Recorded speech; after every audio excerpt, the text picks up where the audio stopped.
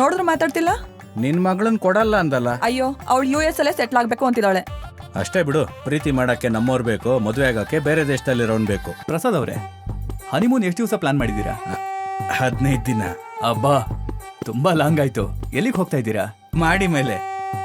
ತೋರಣೆ ಅವ್ರೆ, ಯಾರನ್ನಾದ್ರೂ ಮದುವೆ ಗಂಡು ಮಾಡಿದೀರಾ ನೀವು? ಹಾ, ನನ್ ಗಂಡನ್ನ. ನಾನ್ ಕೇಳಿದ್ದು ಮದುವೆ ಗಂಡನ್ನ ರೆಡಿ ಮಾಡಿದೀರಾ ಅಂತ. ರೆಡಿ ಅವ್ರೆ, ತಲೆಗೆ ಬಾಸಿಂಗ ಹಾಕಡ್ತಾರೆ, ಗೊತ್ತಿಲ್ವಾ ನಿಮ್ಗೆ? ತಲೆನೋವು ಬರ್ದೇ ಇರ್ಲಿ ಅಂತ. ಹೌದಾ? ಹಾ,